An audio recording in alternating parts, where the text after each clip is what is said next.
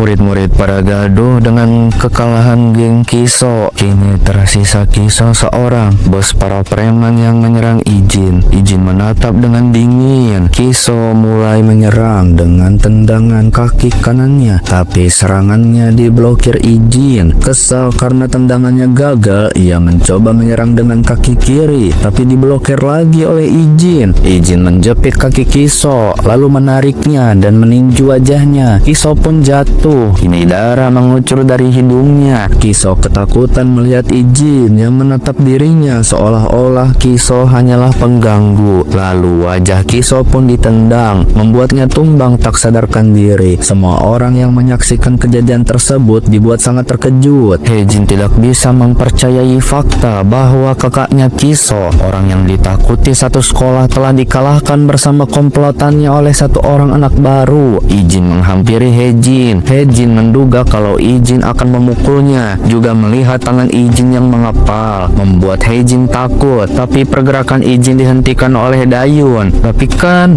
mereka yang membulimu selama ini kan? Hah? Bukankah kamu barusan dibully juga sama mereka? Dayun tercengang, baru sadar kalau ternyata Ijin tahu pembuliannya di sekolah. Ia merasa bersalah karena membuat kakaknya berkelahi untuk dirinya. Dayun menenangkan Ijin, berkata kalau dirinya baik-baik saja dan meminta Ijin untuk menghentikan keributan ini. Ijin menuruti permintaan Dayun dan mengajaknya pergi dari kelas ini. Ijin akan mengantarkan Dayun kembali ke kelasnya dengan selamat. Mereka berdua pun pergi meninggalkan kelas. Setelah mereka berdua pergi, kelas gaduh dengan keterkejutan tentang kejadian barusan. Sedangkan Heijin berdiri terdiam dengan penuh rasa penghinaan. Scene kembali ke Ijin dan Dayun. Dayun meminta maaf pada Ijin. Ijin bertanya buat apa meminta maaf. Dayun berkata kalau Ijin terlibat perkelahian karena dirinya. Apa yang kamu katakan? Tentu saja aku harus bertarung. Ijin mulai menceritakan kalau tempat tinggalnya yang dulu mayoritas orangnya hanya memikirkan diri sendiri atau bisa disebut egois. Mereka gak akan peduli apapun yang terjadi kepada orang lain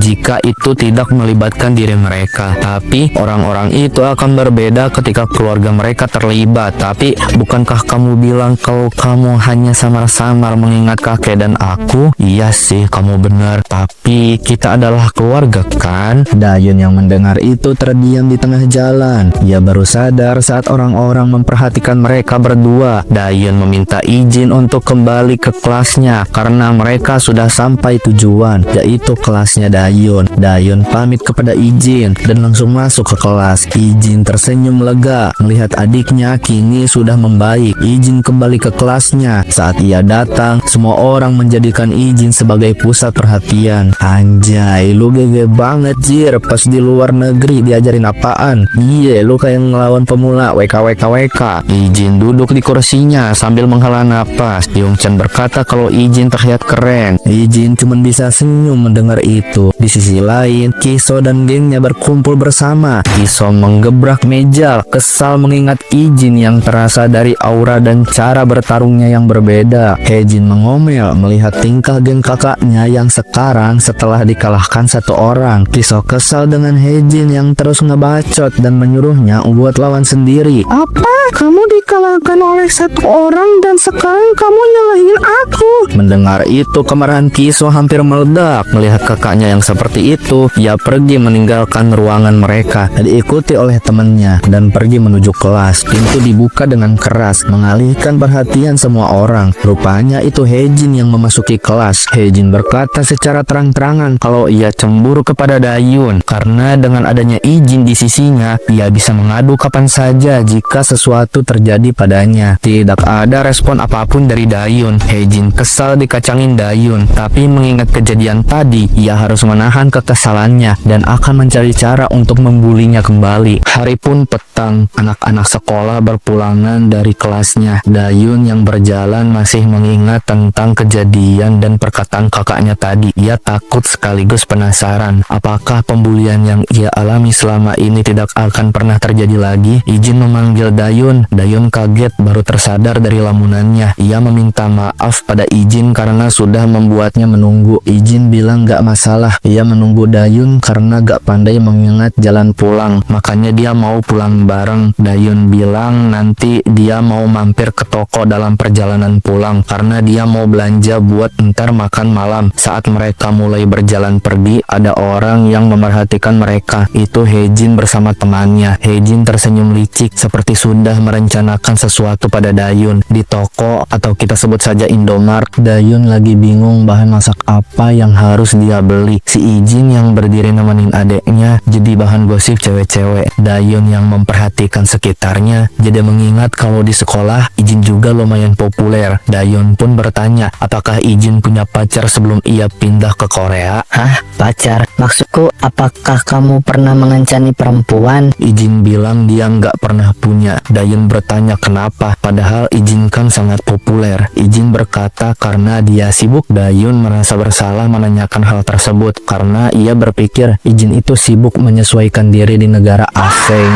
Ijin bertanya apakah Dayun juga punya pacar. Dayun berkata tidak punya. Ijin bertanya kenapa. Alasan Dayun sama, karena dia sibuk. Malam harinya di rumah si kakek ngasih HP baru buat Ijin. Kakek membelinya karena murid-murid zaman sekarang memiliki HP, dan juga kakek sudah menyiapkan nomor miliknya dan juga nomor milik Dayun di HP-nya. Dayun berkata ia bisa memilihkan yang lebih bagus buat Ijin. Kakek milih yang itu karena dia dibantuin penjualnya. Dayun bertanya kenapa nggak nanya, padahal kan ntar dibantuin. Kakek melakukannya karena dia pengen memilihkannya sendiri. Kakek berharap kalau Ijin oke-oke aja dengan kakeknya menyimpan nomor telepon miliknya di HP Ijin. Ijin bilang tentu saja. Lalu kakek langsung minta maaf pada Dayun. Ia bilang akan membelikan HP baru juga, yang mana Dayun tidak mempermasalahkan hal tersebut. Padahal Ijin berterima kasih pada kakek. Kakek senang Ijin menyukai pemberiannya. Di kamar sebelum tidur, Ijin mengunboxing dan mereview HP barunya. Ia memutuskan buat ngechat seseorang. Di sisi lain, Hamchan yang belum tidur dapat notif di HP-nya. Pas dilihat, rupanya itu Yui Ijin yang menggunakan nomor baru. Bawahannya bertanya, bukankah Mayor Hamchan sudah memberikannya HP untuk Ijin? Hamchan kesal karena padahal ia sudah membelikan HP yang mahal untuknya. Keesokan paginya, Ijin baru beres mandi. Saat keluar, ia melihat Dayun terburu-buru berangkat sekolah. Ia berkata ia terlambat. Ia langsung pergi dengan berpesan kalau beres makan, cuciannya masukin ke wastafel. Dayun berlari sambil memikirkan betapa sang kakek menyukai sup buatan miliknya. Tiba-tiba ia ditendang sampai jatuh oleh orang berpenutup wajah. Dia mengomel kalau Dayun menabrak dirinya dan nyuruh Dayun buat minta maaf. Dayun minta maaf pada orang itu, tapi malah digampar kepalanya. Orang yang berpakaian hitam ngajak teman-temannya buat pergi ke karaoke. Ia jongkok dan berbicara pada Dayun dengan nada mengancam bahwa Dayun juga akan ikut dengannya. Dayun yang mendengar suara dari orang berpakaian hitam ini langsung tahu kalau yang berbicara padanya adalah pembulinya, Kim Hejin. Di karaoke, 3 orang tadi baru beres dengan kegiatannya. Si penjaga berjalan buat ngecek tempat yang mereka pakai tadi. Pas dibuka, ia terkejut ada gadis terkapar dengan penuh luka. Itu adalah Dayun. Sang penjaga bertanya apakah dia baik-baik saja. Dayun bangkit berkata kalau dia baik-baik saja sambil membereskan barang-barangnya yang berserakan. Penjaga yang khawatir menawarkan akan memanggilkan ambulan, tapi Dayun menolaknya dan langsung pulang. Di sekolah, guru bertanya di mana Dayun. Murid sebangkunya berkata kalau dia dan yang lainnya tidak melihatnya hari ini. Dayun tidak masuk sekolah tanpa izin kepada guru. Di bangku belakang, Hejin tersenyum senang karena sudah memberikan pelajaran pada Dayun. Temannya tidak tenang dan bertanya apakah dia baik-baik saja. Hejin mengembalikan pertanyaan temannya dengan berkata, apa hubungannya kita dengan absennya Dayun? Temannya cuma bisa pasrah. Sore hari, saat murid-murid pulang sekolah, Ijin menunggu Dayun di gerbang sekolah sampai murid-murid tersisa dikit dan tidak ada yang lewat lagi. Ia khawatir pada adiknya dan mencoba meneleponnya, tapi sama Dayun gak diangkat. Ijin pun pulang ke rumah. Ia melihat kalau ada sepatunya Dayun di rumah, berarti Dayun juga ada di rumah. Ia pun nyamperin kamar Dayun dan mengetuk pintu. Dayun menjawab dari dalam kamar. Dayun bertanya apakah Ijin menunggunya lagi hari ini? Iya, kata Ijin, karena dia masih belum tahu jalan dengan baik katanya. Dayun meminta maaf, berkata kalau dia ketiduran ketiduran. Dirasa ada yang aneh, Ijin minta Dayun buat buka pintu kamarnya. Tapi Dayun beralasan kalau dia lagi enggak enak badan. Ijin berpesan kalau butuh apa-apa bilang aja sama dia. Ijin pun mau pergi dengan niatan mau beli obat buat Dayun. Tapi ia terhenti, terkejut melihat sepatu Dayun ada noda darahnya. Ijin yang melihat hal tersebut memasang ekspresi gelap. Setelah Ijin mendapatkan obat P3K, ia langsung datang ke kamar Dayun dan merawat lukanya. Di sini, Dayun sudah menjelaskan alasannya terluka, yaitu karena jatuh dari tangga demi menghindari tabrakan sepeda. Ijin bertanya, apakah Dayun perlu dibawa ke rumah sakit? Dayun menolak dengan alasan ia baik-baik saja. Padahal sebenarnya, alasan ia tidak ingin pergi ke rumah sakit karena takut luka aslinya ketahuan, yang mana luka yang didapatkannya bukan jatuh dari tangga, tapi hasil dari kekerasan. Dayun mengingat kejadian selama waktu dia SMP di ruang kepala sekolah. Di sana, Dayun sudah melaporkan Hejin dengan membawa ladusing. Tapi sekeras apapun Dayun menuntut, Hejin terus menyangkal karena tidak adanya bukti yang bisa memojokkannya. Sehingga kejadian itu berakhir dengan kemenangan Hejin dan tuntutan untuk memanggil orang tuanya Dayun oleh ibunya Hejin. Karena kejadian masa lalu itulah, Dayun tidak ingin pergi dibawa ke rumah sakit. Ijin memanggil Dayun, membangunkan ia dari lamunannya. Ijin bertanya apakah Dayun baik-baik saja. Ia khawatir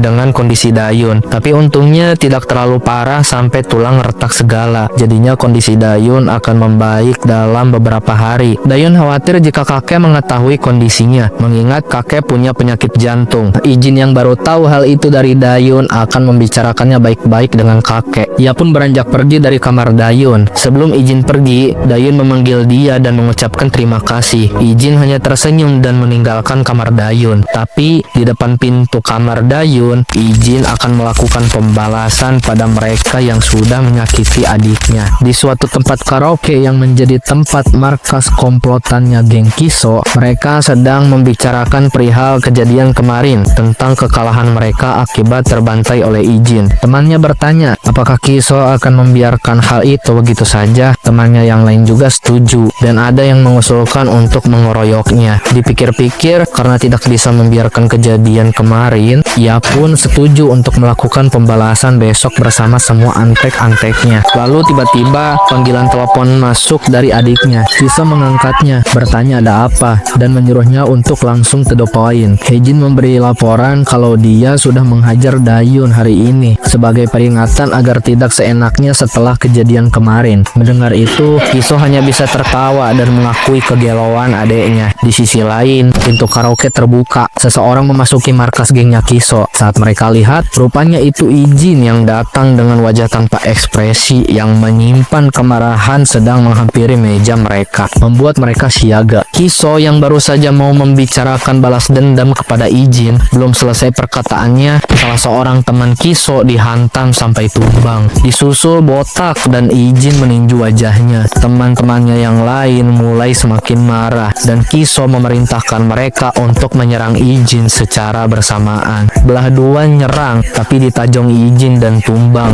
Setelah itu, kerah bajunya ditarik, diangkat, lalu dilempar. Udah kayak sampah. Lalu giliran si Kribo dan Tonjok. Dari belakang ada yang mau gebuk pakai botol kaca. Ijin dengan cepat menyingkirkan botol kaca dengan tinju dari tangan orang itu dan bam, dia pun kena pukul. Si Kribo bangkit kembali menyerang, tapi serangannya dihindari Ijin. Lalu Ijin mencengkram pergelangan tangannya sampai tidak bisa bergerak dan menghantam wajah Kribo dengan sikutnya, lalu tumbang. Si botol yang mau bangkit lagi, kepalanya dipegangin oleh Ijin dan wajahnya dihantam pakai lutut sampai pingsan dan tumbang. Kini tinggal Kiso seorang di sini. Hejin adiknya memanggil-manggil dari telepon yang belum dimatikan. Geng Kiso, kau perlu aku ijab berkata, hah? Udah gua bilang buat jangan deketin adek gua. Kiso kaget. Rencana pengeroyokan untuk Ijin bahkan tidak bekerja padanya sama sekali. Ijin bertanya, emang adik gua punya salah apa sih sama kalian? Kiso yang tidak bisa menjelaskan apa-apa mengambil gelas yang ada di atas meja dan melemparkannya ke Ijin yang menghindarinya hanya dengan sedikit bergerak. Kiso mengambil botol dan bergerak untuk menyerang Ijin, tapi dihindari dengan mudah. Kiso akan menyerang lagi, tapi perutnya dipukul oleh Ijin sampai Kiso batuk. Kiso yang semakin kesal mau menyerang lagi, tapi sayangnya wajahnya kena tinju sampai dia oleng. Kiso yang oleng tidak membiarkan dirinya tumbang begitu saja dan masih berdiri sambil ngos-ngosan. Dia bingung dengan Ijin yang terlihat tidak merasa terganggu dengan berbagai serangan yang ia lancarkan. Bahkan sudah dikeroyok sebelumnya. Kiso yang kesal memecahkan botol kaca ke tembok untuk membuatnya menjadi tajam. Ia yang marah pun menyerang sambil bersorak, "Shide!" Ijin yang biasa aja menyerang tangan yang memegang botol, membuat botol tersebut terlepas dari genggamannya Kiso. Setelah itu, Ijin langsung mencengkram leher Kiso dan mencekiknya sampai bengek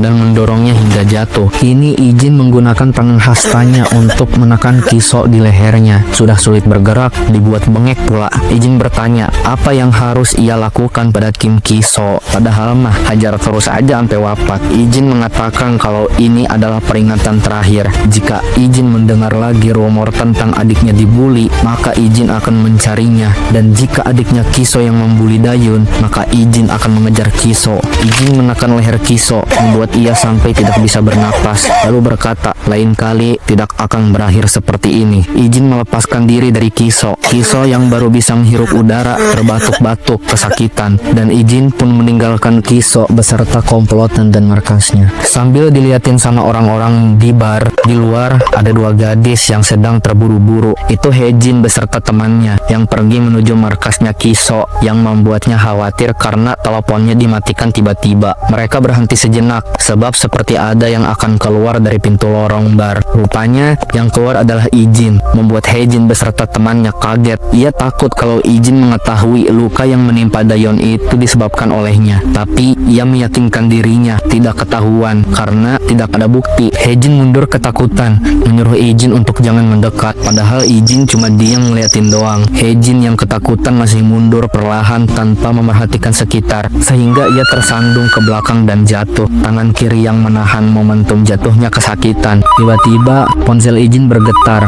Ia mengambil ponsel miliknya dan mengangkat telepon dari kakeknya. Ia berkata akan segera pulang ke rumah sambil meninggalkan Hejin dan temannya seperti serangga. Hejin yang sudah masuk markas kakaknya sangat terkejut melihat kakak beserta gengnya terkapar dengan aroma kekalahan. Hejin bertanya pada Kiso, Apa yang terjadi? Apa orang itu menghajarmu lagi? Kiso memanggil nama adiknya dan memperingatkannya untuk jangan macam-macam lagi dengan adiknya Ijin. Hejin malah menghela napas muak dan berkata, Apaan sih? Tiba-tiba ngomong kayak gitu. Jangan macam-macam dengan dia. Kamu takut dengan orang itu sekarang, ha? Jawab saja aku. Tidak, kenapa aku harus? Kim Hejin. teriakan marah kakaknya itu membuat Hejin ketakutan. Kiso memberikan peringatan terakhir pada adiknya. Kalau Hejin mengganggu adiknya Ijin, maka Kiso sendiri yang akan menghajar Hejin. Scene berganti ke Ijin yang pulang ke rumah. Ia melihat ada sosok siluet di bawah cahaya lampu jalanan. Rupanya itu kakeknya Ijin yang menunggu kepulangannya. Mereka pergi ke suatu tempat dan duduk di bangku untuk berbicara. Kakek mengkhawatirkan Dayun yang terluka. Lalu ia bertanya apakah Ijin yang membelikan obat, dan dijawab iya oleh Ijin. Kakek tidak percaya cerita Dayun jatuh dari tangga dan sangat khawatir karena Dayun gak mau ke rumah sakit. Selama ini sang kakek sudah membesarkan Dayun sendirian. Ia tidak tahu bagaimana cara membesarkan anak perempuan. Ia juga merasa bersalah karena selalu sibuk dan tidak bisa selalu berada di sisi cucu perempuannya. Tapi dia bahagia melihat Dayun tumbuh dewasa dan melakukan lebih banyak hal untuknya daripada apa yang kakek lakukan untuk Dayun. Ia sudah kehilangan segalanya setelah menerima kabar tentang kecelakaan pesawat Ijin beserta ayah ibunya. Tapi karena Dayun satu-satunya yang tersisa untuk kakek, ia bisa melalui semua duka itu. Tapi ia sedih melihat Dayun terluka seperti itu dan semakin sedih ketika Dayun tidak mau memberitahu sang kakek bagaimana ia terluka. Rasanya seperti Dayun tidak mempercayai kakek. Kakek kebingungan apa yang bisa dilakukan oleh seorang kakek seperti dirinya. Ijin memanggil kakek. Ia menceritakan perasaannya. Walau ia belum lama datang hadir ke keluarga ini, ada satu hal yang Ijin ketahui tentang keluarganya, bahwa sang kakek sangat menyayangi Dayun dan Dayun sangat menyayangi kakek. Karena itu Ijin meminta kakeknya agar jangan terlalu khawatir karena sekarang sudah ada Ijin yang bisa menjaga Dayun. Kakek pun merasa sangat bahagia dengan kata-kata dan keberadaan Ijin saat ini. Segitu aja untuk video kali ini. Jangan lupa like dan subscribe. Makasih kasih buat yang udah nonton. Dah.